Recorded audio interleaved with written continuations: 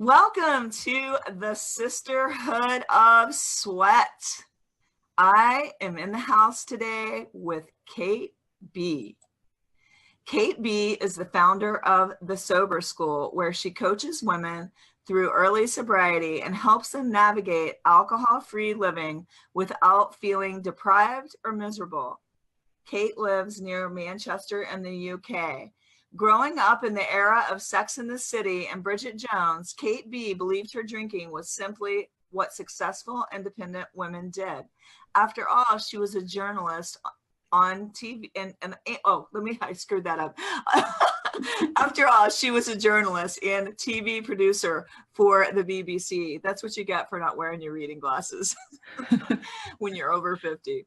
Drinking after work was how people socialize, except she was tired of feeling hungover and ashamed about what felt like more drinking than was healthy. When Kate decided to get sober, she was disappointed to find the only real support was through AA. She attended a few meetings, but felt, she left like feeling it really didn't, reach her in the way she needed. She didn't fit in because she wasn't, she was getting sober before her drinking had negatively impacted her work or her relationships. But there was no middle ground. It seemed like you either didn't have a real problem or it had to be a full-blown alcoholic to get help.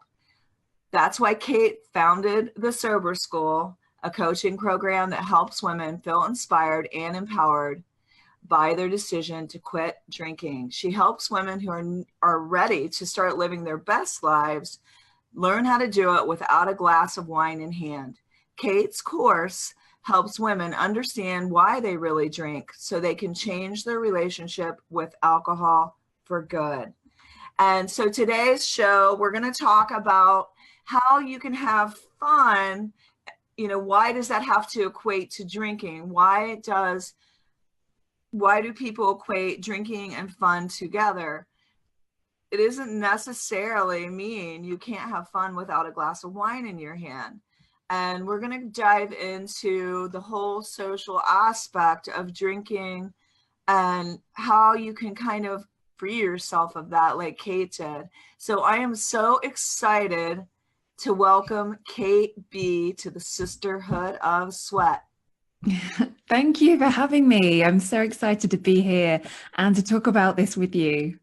Absolutely. And I'm excited to welcome the audience.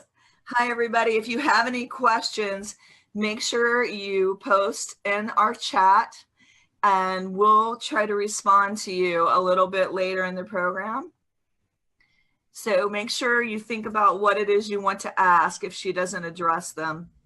And I want to dive into Kate's story about how she founded Sober School, which I think is a really cool idea.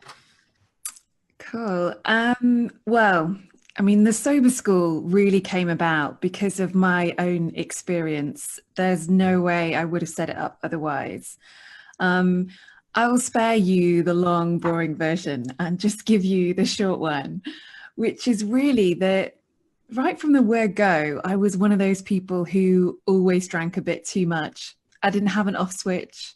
It didn't seem to matter whether I was at a party or in a bar or just having a few drinks at home. I never had just a few drinks. It was like once I started, I wasn't going to stop. And so that caused quite a few problems. And what I felt was that there just wasn't any support or help out there for people like me. And when I say people like me, what I mean is people who are quite health conscious and hardworking, and I was juggling a busy job and other commitments, and I was still running and doing yoga and eating fairly healthily. I just had this one bit of my life that was completely kind of contradicted everything else. It was just out of control and unhealthy, but I couldn't imagine stopping drinking because I was convinced my whole life would be over and I would be miserable and sad for the rest of my days.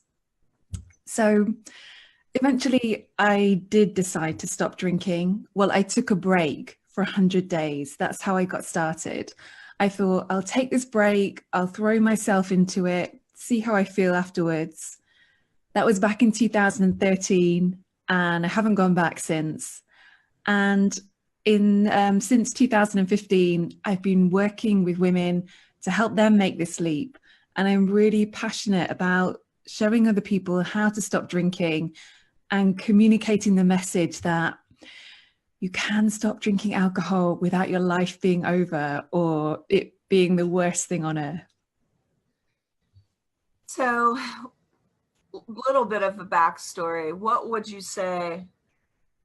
I know a million times you probably told yourself, I'm not going to do this. I'm done doing this. I'm going to cut back or whatever, for whatever reason you struggled. What was your wake up call that eventually led you to make a change? Yeah, in a way, part of my problem was that I didn't have a rock bottom moment. We quite often hear about that, the moment something really bad happens. Um, and yes, I'd had a couple of days where I missed work because I was too ill to go in, or I was at a meeting and worried that I smelt of alcohol because I'd been drinking too much the night before. Um, I missed a couple of family commitments and wasn't really showing up in my job in the way I wanted to. But the bottom line was nothing really, really bad was happening to me. It was like I was giving this Oscar-winning performance of being normal and being fine on the outside. So there wasn't one big thing for me. It was just this slow feeling that things were falling off a cliff. I guess there was one thing. In January 2013, I tried to do dry January, which is a really big thing in the UK. I'm hearing it more and more in the US when people take the whole month off and try to be good to make amends for all the drinking they've done in December. Well, I tried to do that in 2013 and I didn't make it past 10 days. And that was a real wake up call for me that something was not right. And it was in April of that year that I did stop for good. And I think in those intervening months, I just really reassessed where I was and how drinking was affecting me. Wow, I really love that. And so I know I dated before my husband, which is many, many moons ago, because we're married 24 years now, a guy who shall remain nameless, but he would always have alcohol, a beer in his hand and be drinking. And I had already been through a rough marriage where there was physical abuse and it wasn't good. And I didn't want to repeat that. I didn't want to take my kids into another mess. So I was very, I guess, cautious. And I asked him, I was like, do you think you could give that up? Do you think you could stop drinking for a week? Do you think you could stop drinking for 2 weeks? I mean, because I started realizing that I never saw him without a beer in hand. And so he did what you call the dry drunk or the dry drink. He wasn't drinking for his 2 weeks. And he thought I was crazy that I even asked him that, well, see, I did it. I'm not alcoholic, And then I think he just went right back to the whole drinking and among other things that I won't mention. But basically, one day I just realized, I think I saw the whole picture in my mind of someday down the road, him with a 24 pack, me and my 2 children. I'm working because, he's drinking. And I was seeing the scenario in my mind not being a good one. So needless to say, I broke up with him. And then it was sometime quite a ways down the road on a Monday night football night, I went into the grocery store and there he was buying his 24 pack of beer. I mean, I believe it was, Wow. like 14 years later. So I think this is a relevant topic because he probably still does, maybe he isn't an alcoholic, but his drinking just goes too far. Mm, mm. Yeah, that's interesting because we tend to have this sort of stereotypical image of an alcoholic, don't we? That the down and out, the person who's pouring vodka on their cornflakes, who's lost everything. And in fact, I think that's kind of part of the problem. We tend to think of there being normal drinkers or alcoholics. It's like you're one or the other. And when you were talking about him saying, "Hey, I stopped for 2 weeks," or "I stopped for a month," that that train of thought and that kind of defense that comes from that. Well, look, I proved I'm not an alcoholic. But actually, there's this massive gray zone in between. You don't flip from one to the other overnight. And I think, well, my personal theory is that many of us are in that gray zone. And yeah, it's important to acknowledge that a lot of pain and suffering can happen in that gray zone. What would you say to, because this is probably, um, you know, I think this is quite common for women, the social situation where you almost always have a glass of wine in your hand, you're entertaining clients, or you're at a social gathering or a social party. I mean, how much is to how does she know if she has a problem is what I'm saying, because I think you could have a glass of wine, but Mm. how do you recognize this is too much? Yeah, yeah.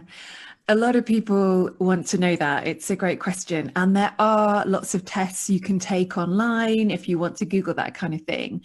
But in my opinion, it doesn't have to be that complicated. It's really about, are you frequently drinking more than you intend to? And is that making you unhappy? Or is it getting in the way of you doing stuff like delivering on your promises or living the life that you want to live? Because if it is, that's kind of all the information you need, really. You don't need to let things get bad enough for you to do something about it. A much better place to come from is this good enough? You know, all things considered, with all the side effects that I'm experiencing, is this good enough to stay in my life right now? Or do I want to, explore some other options and see how I feel without it? So it doesn't need to be that complicated, and we don't need to let things get really bad. Just as we wouldn't let things get really bad with our weight or our finances. What do you think, as far as what are the reasons that we socially drink? What are the reasons behind the reasons why we don't stop? Mm, I think it's so interesting. I think a big part of it is about fitting in. Like you named some situations earlier where we have a glass, and it's a social cultural thing that we come together and we have this shared activity of drinking.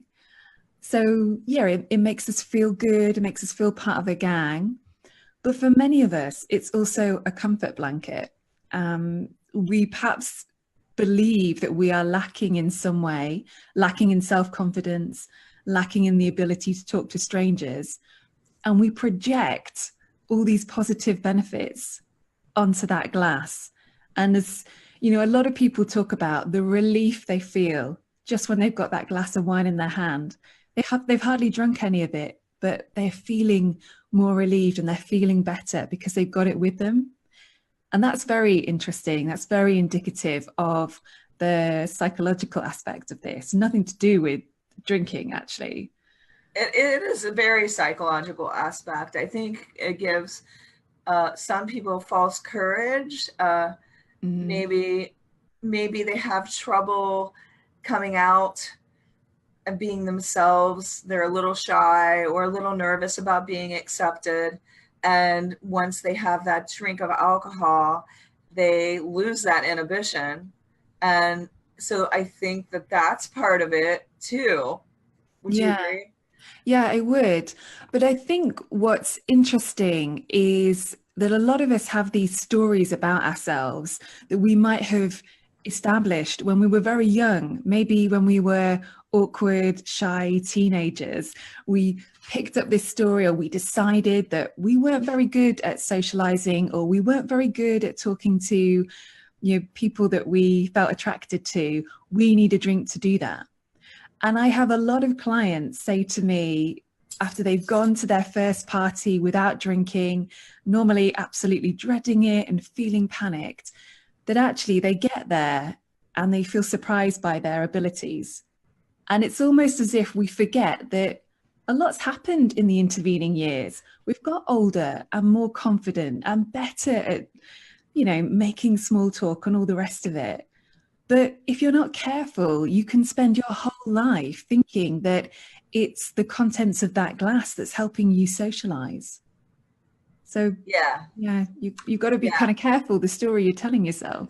Yeah. And when they come to me, I always am asking the question, why do you have to have a glass to have fun? Or why do you equate drinking with fun? Don't you realize you can have fun, a lot of fun without drinking and not feel the pressure that you have to drink? Or I will even go as far as social eating is another, where you feel like everybody is having the pizza, the beer. I'm going to stand out like a sore thumb if I order the salad and the water. This is through our culture where I think women feel they want to fit in, but they still want to fit in their clothes. So there's that. So I'm usually like, stop worrying about fitting in and stand out is what I always say, and be you and be yourself. And there'll be people that want to follow your example when you are not drinking and looking good and feeling good and being 100% fired up. Mm. Yeah, I think that's a great question and great things to point out to people. I like to talk about acting like a vegan, in that, and what I mean by that is you don't very often hear vegans apologizing for the fact that they choose not to eat meat and they choose not to eat dairy. Like, they're just there, they're just going for it because that's what they believe. And most, nice vegans won't criticize other people for their food choices, but they're just quietly getting on with their own thing. And you can do the same with alcohol if you just maintain that mindset. It's a bit like being a non-smoker. You don't need to apologize to all the smokers for the fact that you're not smoking as well. So, yeah, I try and keep that in mind. And also, we do have to acknowledge some people are going to make a big deal out of it. They are going Oh, to make you that's what feel I was going to say next is I can just think of people in mind right now on both ends where when they're used to being the life of the party, they're, or, and hanging out with their friends and drinking and, how do they create this change without alienating their friends? Because their friends are going to give them a rough time because they don't want to lose their, the drinking buddy. I don't know if I want to say that exactly, but their, wine socializing friend. Yeah, yeah. Well, I would say a good place to start is by saying to people that you're taking a break from drinking. So nothing, long term, nothing forever, but just say, yeah, you're taking a break from drinking for maybe for health reasons, maybe because you just want to work on your fitness or it's interfering with your sleep, something like that. So tell people that you're taking a break and that you are feeling really good on it. You're not missing alcohol at all. You're loving it. You're surprised by how good it's making you feel. And when you really own that decision, even if you're having to lie a little bit, it takes some of the power away from the person who's going, come on, just have one. No, why won't you just have one? Or So you're no fun anymore. yeah, yeah. You can be like, hey, I am fun. I'm still here. I'm having a great time. And your actions will speak louder than words. People like that need to see you in action. Um, so you really own that decision, but also try and treat people with compassion because they have got an ulterior motive. Either they're complaining that you're not drinking because they don't want to lose their drinking buddy, or perhaps you're making them feel slightly self-conscious about their behavior, which isn't That's your usually problem. the second one. Yeah, yeah. And there's nothing you can do about that. It isn't, life's full of things like that. You can't control that, but it's just to remember that if we were talking about another dangerous drug like smoking, you wouldn't be very tolerant of people who kind of picked on you or prodded you to join in with them. We just wouldn't tolerate that. That's unacceptable now, to bully people into smoking. So try and maintain that mindset when people are nagging you to join them with a drink. Oh, I really love this conversation. What can they have instead? What would you recommend that they have instead? Well, the good news is the alcohol-free drinks market is really booming right now. And we should pay attention to that because these drinks producers, they're not making alcohol-free beers and wines out of the goodness of their heart. They are following consumer demand. So, we can rest assured that things are changing and alcohol-free lifestyles are becoming more regular. But as far as drinks go, yeah, there's a whole range of things you can have now. Many good restaurants or bars or hotel bars will have alcohol-free cocktails and they taste amazing. Or they'll have alcohol-free beers or wines. Or if you just don't want to draw attention to the fact that you're not drinking, I think tonic water or fizzy water, that could pass for anything if it's in a nice glass with some ice and lemon or lime. And Yeah. yeah, and now can that trigger drinking when you're drinking something that tastes like alcohol? This really divides people. Some people absolutely love alcohol-free beers, for example. They find them to be a really important part of their sober toolbox. It helps them stay motivated. They like the taste and it feels a bit special. But other people do say, no, this is too close to the real thing for me, and I'd rather steer clear completely. So I always say to people, if you're curious about these drinks, have one, try one, see how it feels, and just be really open-minded about it. Maybe you'll love it, maybe you won't. Yeah. So let's say that I am one of these social drinkers and but I'm just not really a drinker, but let's just say that I am and that I am hitting the sauce frequently and I am not really getting out of control, but I'm having quite a few hangovers and I'm realizing that it's kind of scaring me a little bit.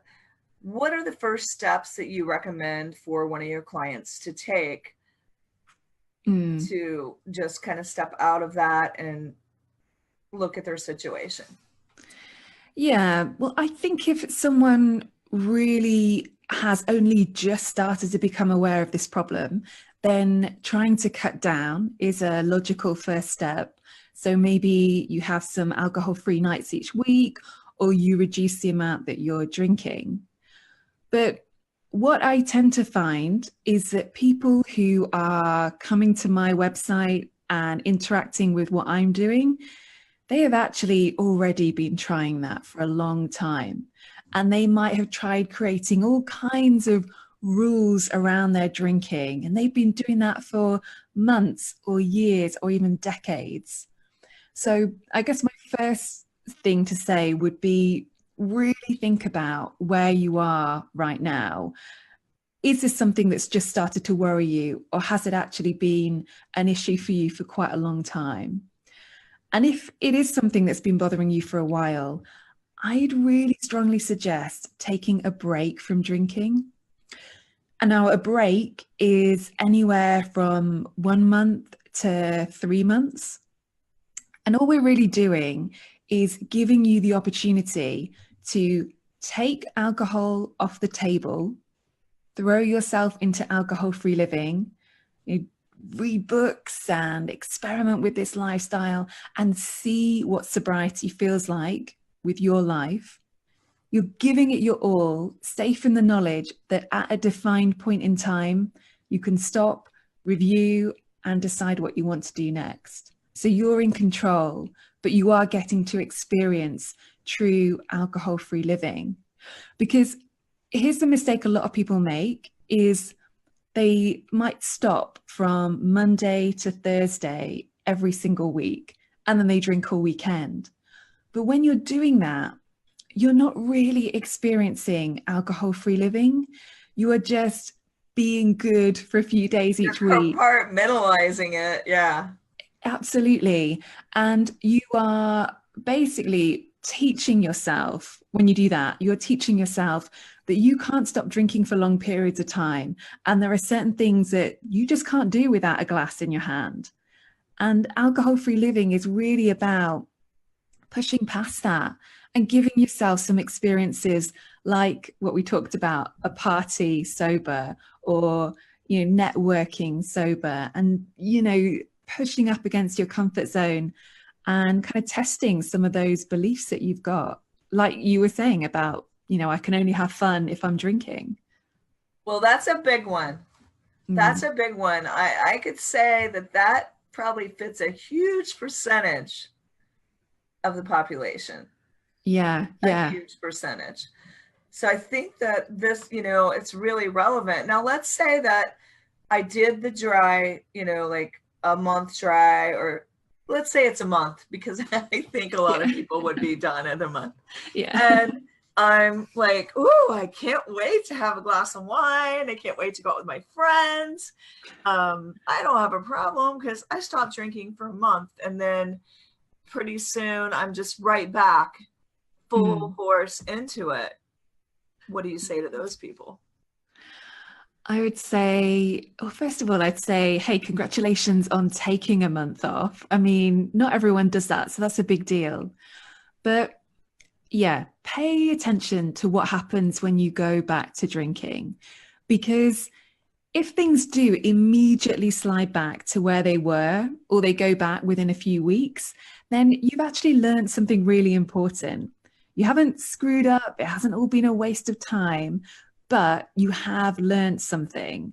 I often hear from people who decide to quit drinking after they've had a dry January or a sober October, and then they went back to drinking, and then they thought, oh my goodness, actually, I'm way more out of control than I thought before. I could see that. I could see that. Yeah. Yeah. So it's not all bad, but I would say if you are, we're coming to the end of January now, and you are thinking, Friday, the 1st of February, I'm going to get some drinks in. Just before you jump back into the drinks, I would say, did you definitely give dry January your all? Did you, read some books about alcohol-free living, and there are loads of memoirs now about sobriety?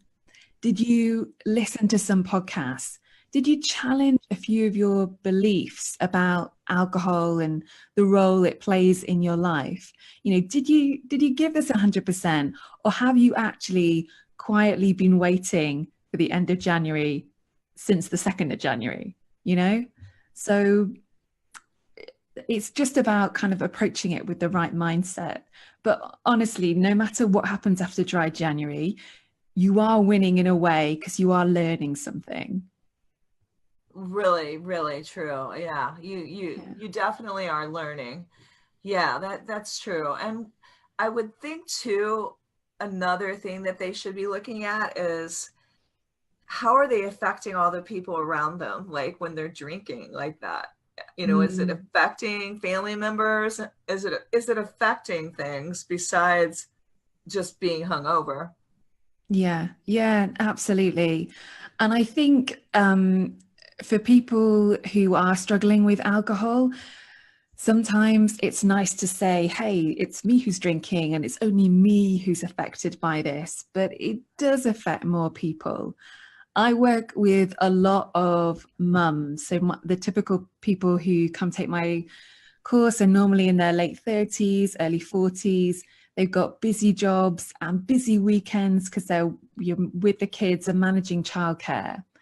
And often it's just the tiny things like having the patience to read a proper bedtime story, or helping your child with their homework, or going out first thing on a Saturday and doing that thing you said you were going to do, rather than being hungover and, not being in the mood to do all that family stuff.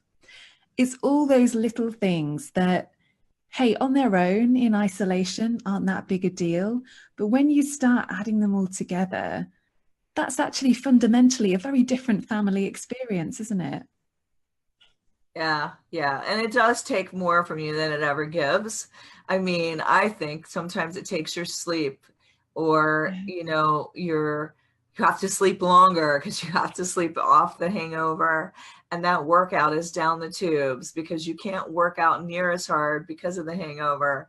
Or you eat crappy food because you were drinking, and the next day you have to eat something else to make your stomach settled. And it's just, to me, it's somewhat of a vicious cycle. And I used to have a client many years ago. He would come in, he was going through a divorce at the time. He would come in and he would be inebriated still from being out all night, or he would be hung over. And I never took pity on him.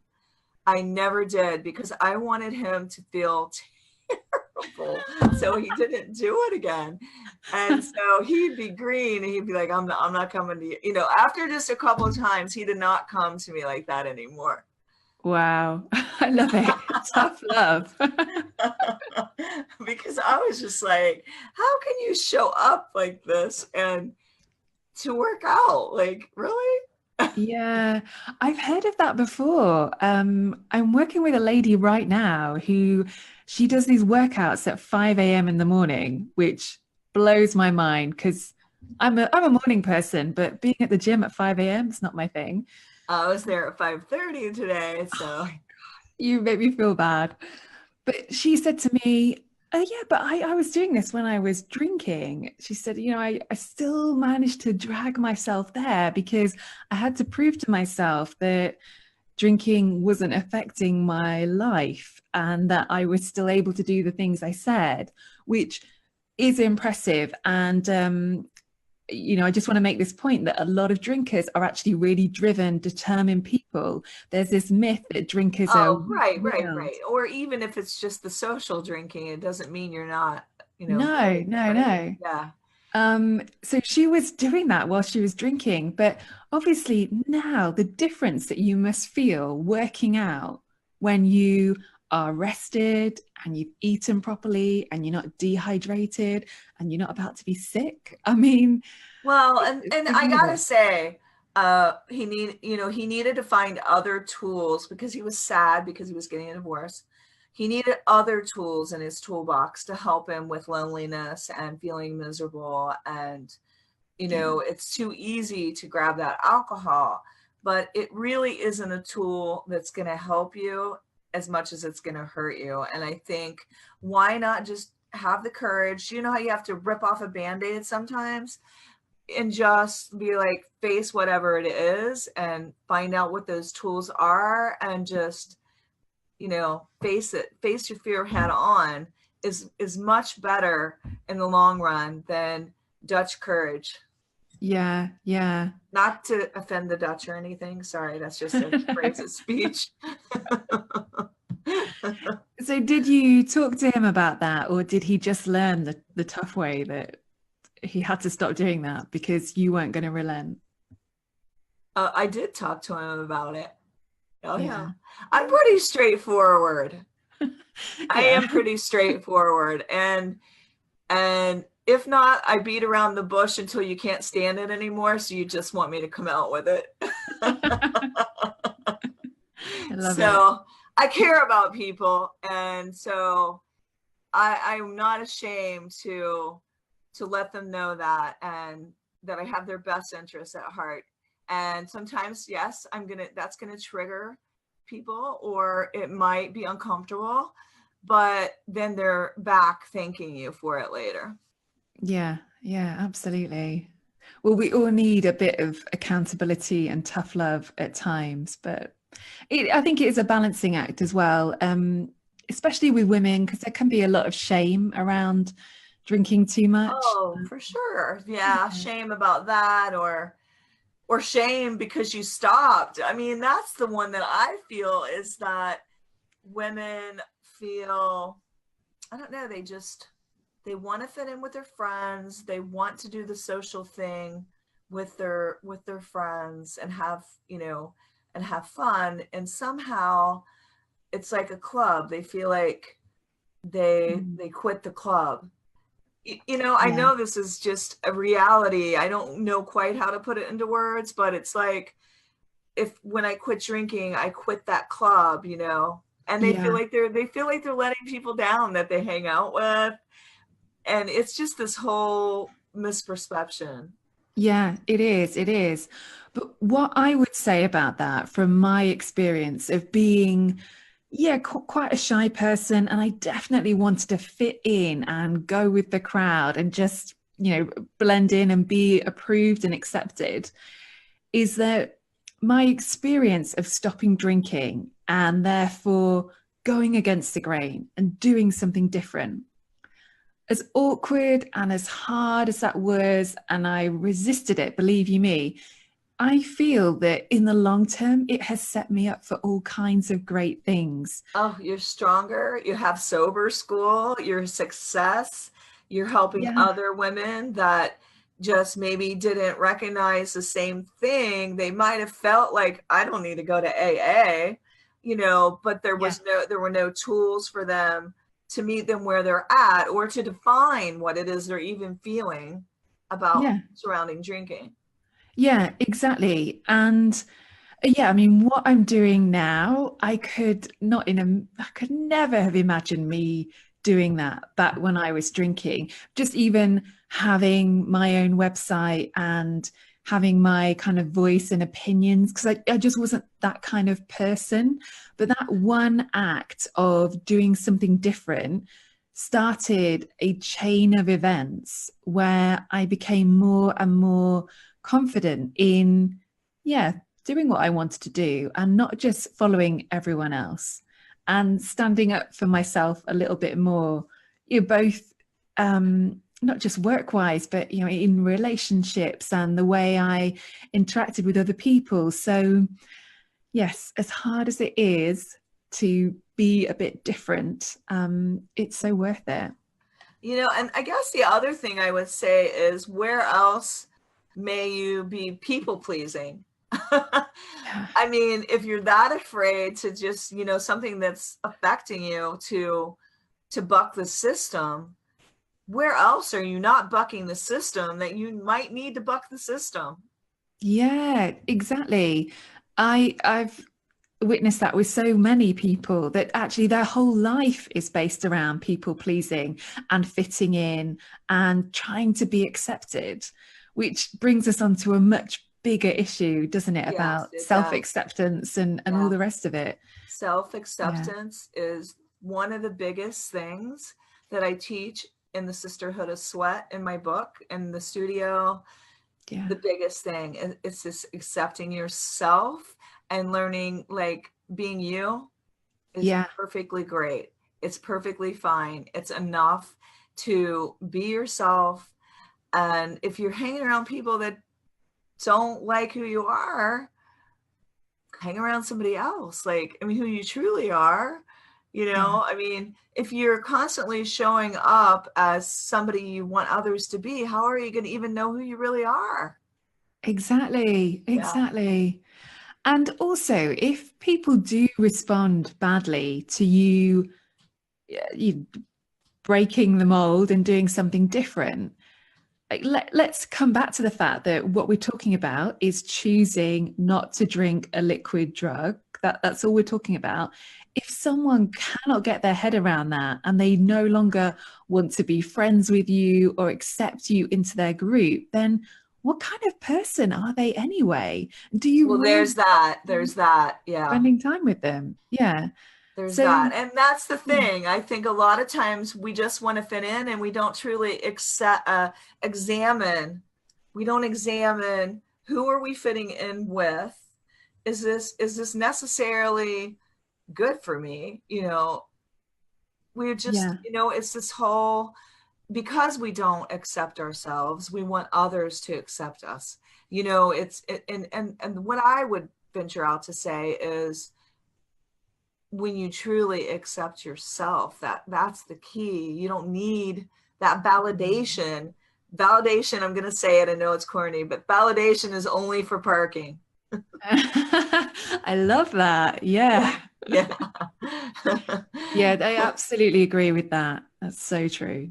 Wow. So what other tools do you give people when they come? I know you have like a whole 6-week course that you offer for people. And what other tools do you like give them to help them navigate all of this?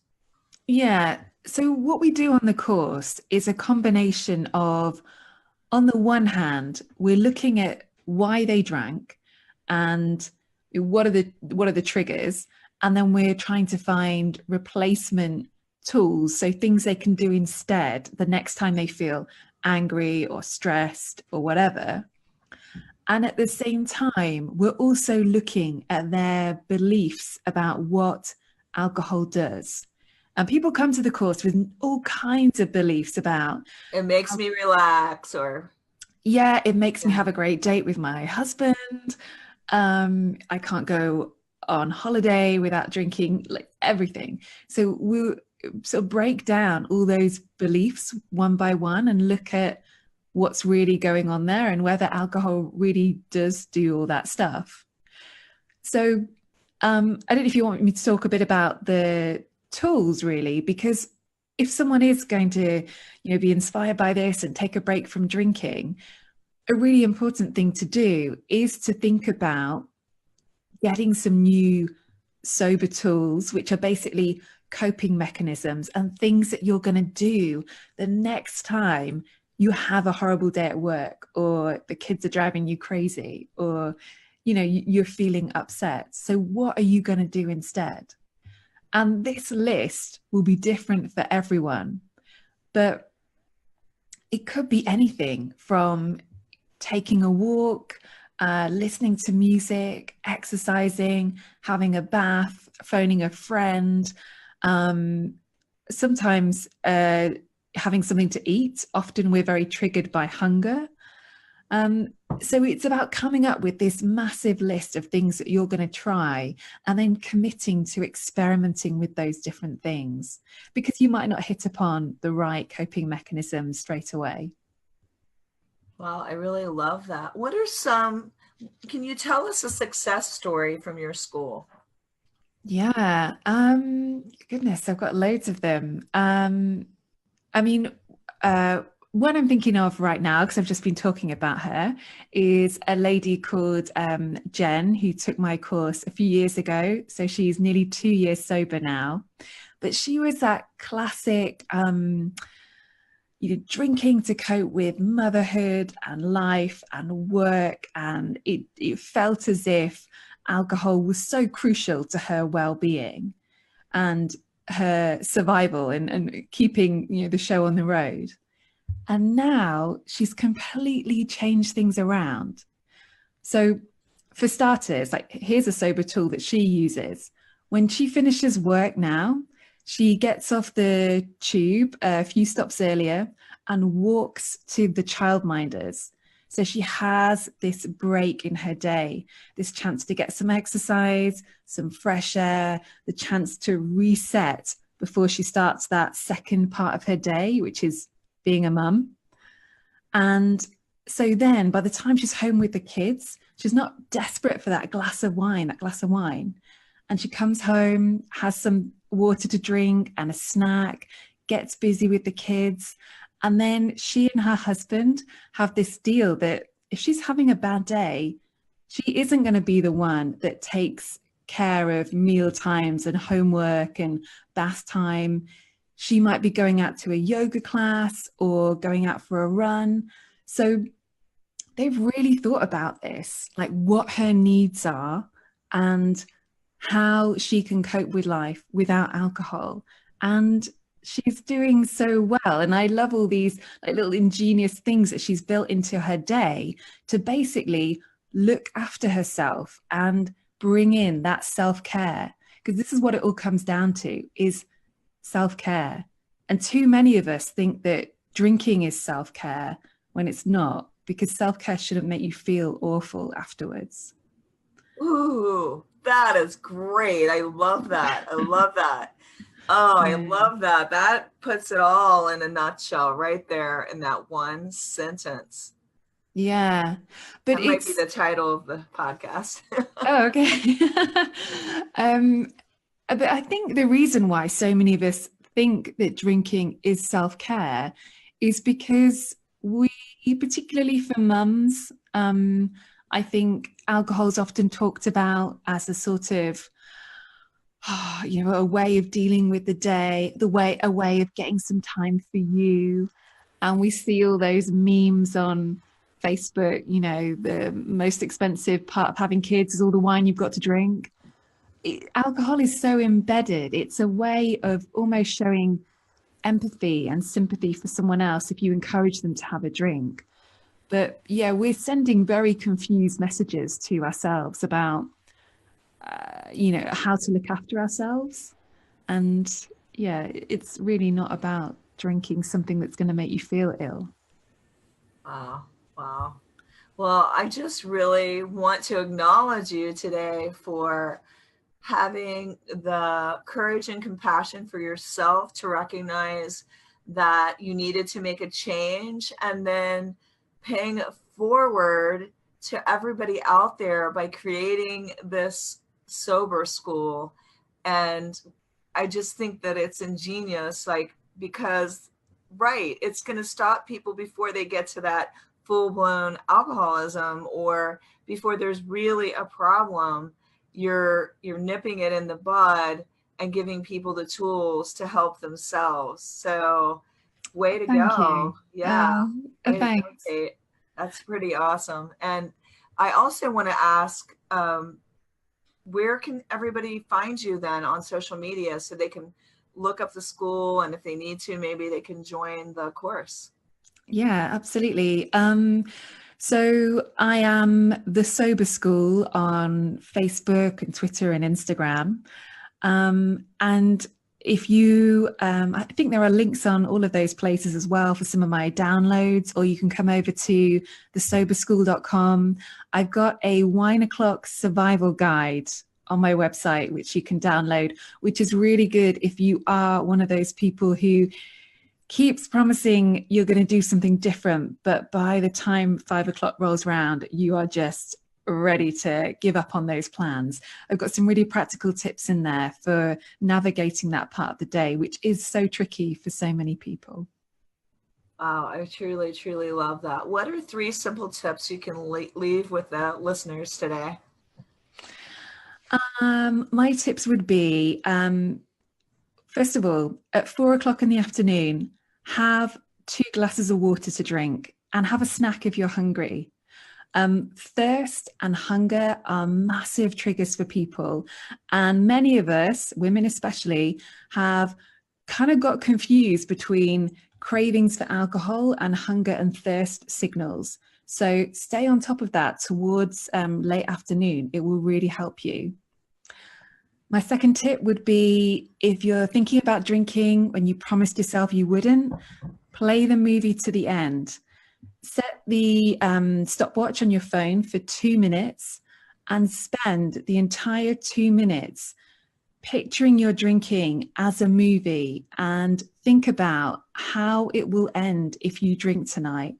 Are you really going to have one? Like, what normally happens? How are you going to feel in a few hours? How are you going to feel at 3 o'clock in the morning when you wake up hungover and thirsty? How are you going to feel the next day? How are you going to manage everything you've got to do? Really force yourself to picture that movie playing out, hour by hour. My third tip, bit of a random one, would be to start a gratitude diary. You can do a gratitude diary or a what's going well list. But I think this is really helpful because when we get into the habit of feeling as if life is tough, life is hard, things aren't going well for us, then the chances of us not drinking and, making that harder choice in the moment, that goes way down because it just doesn't feel like there's any point.